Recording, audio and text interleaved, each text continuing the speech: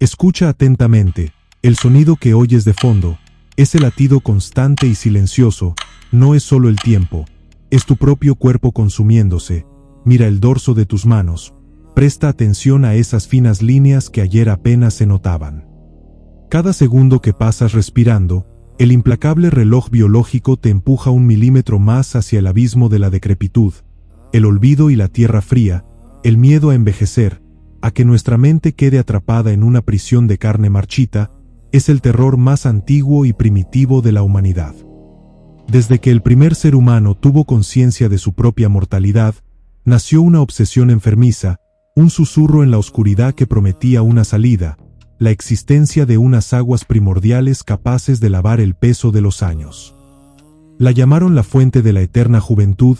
Nos han vendido esta historia como un cuento de hadas, una reliquia dorada de esperanza y rejuvenecimiento, pero las leyendas, cuando se escarba lo suficiente en sus raíces podridas, rara vez hablan de bendiciones, hablan de codicia, de locura y de maldiciones peores que la propia muerte. Hoy vamos a sumergirnos en las aguas más oscuras de la historia, vamos a rastrear los pasos de aquellos que cruzaron el umbral de lo prohibido para beber de la eternidad, y descubriremos el escalofriante precio que tuvieron que pagar.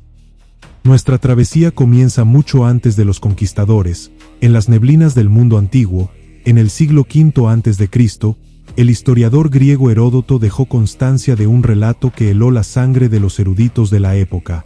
Habló de los macrobianos, una misteriosa tribu oculta en los confines más profundos y asfixiantes de Etiopía.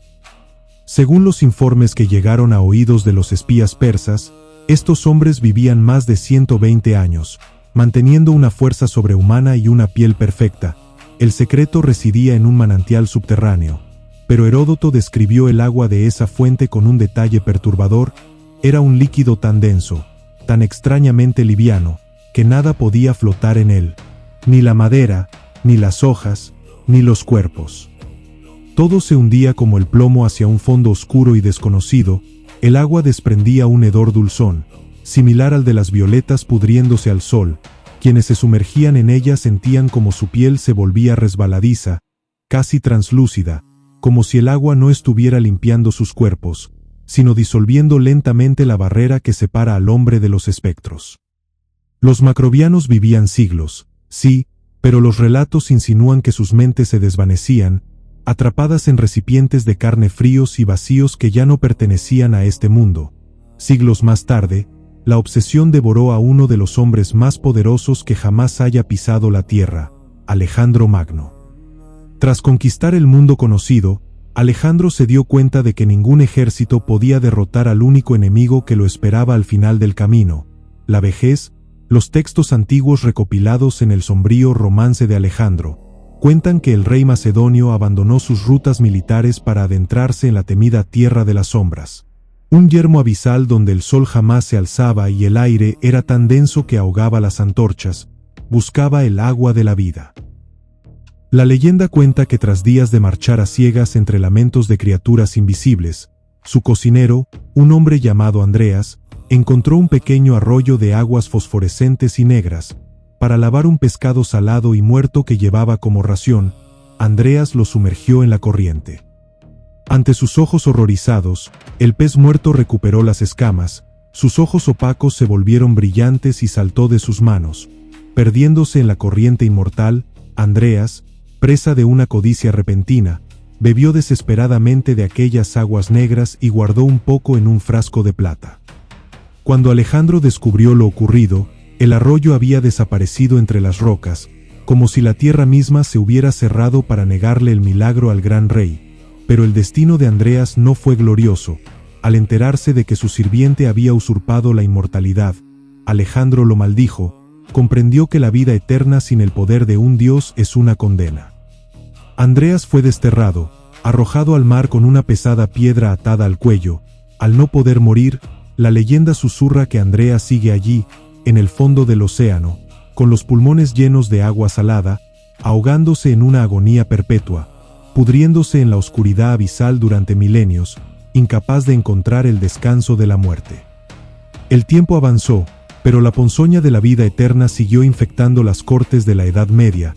En el siglo XII, una misteriosa carta comenzó a circular entre los papas y reyes de Europa. Estaba firmada por el preste Juan, supuestamente el soberano de un reino cristiano oculto tras las inexpugnables y monstruosas montañas de Oriente. En su misiva, relataba maravillas impensables, pero la joya de su imperio era una fuente que brotaba a los pies de un árbol muerto. El preste Juan aseguraba que quien bebiera 3 veces de esa fuente en ayunas, no solo sanaba de cualquier enfermedad, sino que su cuerpo retrocedía en el tiempo hasta estancarse en la edad de 30 años. La promesa desató oleadas de expediciones secretas. Cientos de caballeros y monjes se adentraron en los desiertos de Asia y las selvas africanas, buscando el reino prometido. Ninguno regresó.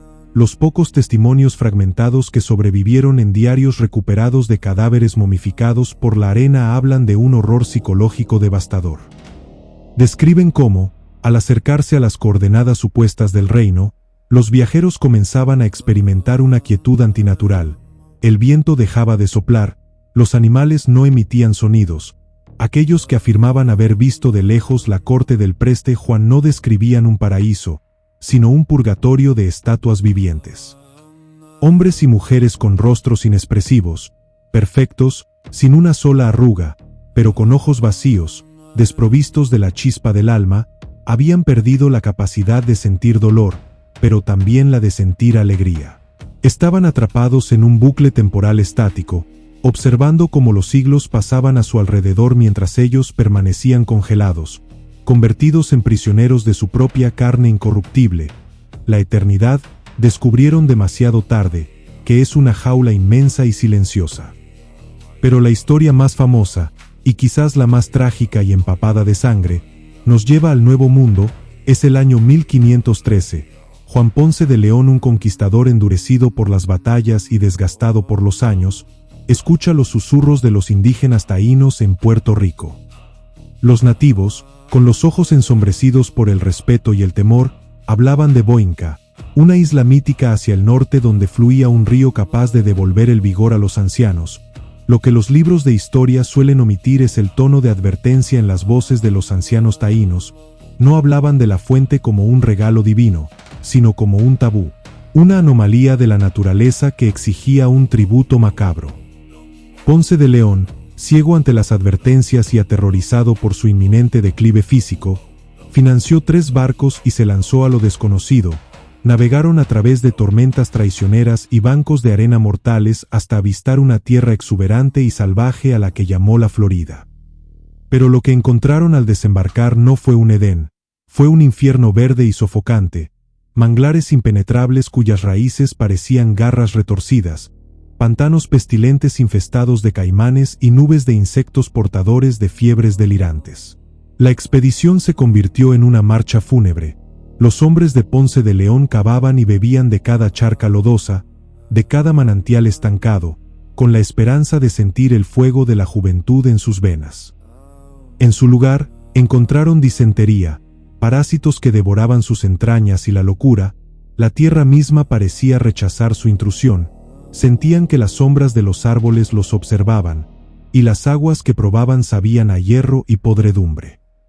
El clímax de esta búsqueda obsesiva no fue un hallazgo glorioso, sino una emboscada sangrienta. Los guerreros de la tribu Calusa, guardianes ancestrales de aquellos pantanos sagrados, cayeron sobre los españoles como espíritus vengativos. No querían que los invasores profanaran los secretos de su tierra. En medio del caos, de los gritos desgarbados y el olor a pólvora y sangre, Ponce de León fue alcanzado por una flecha, pero no era una flecha común. Estaba envenenada con la savia del infame árbol de la manzanilla de la muerte, el veneno más sádico de la naturaleza. La ironía es escalofriante. El hombre que cruzó el océano buscando escapar de la muerte física, encontró la agonía más lenta y destructiva imaginable.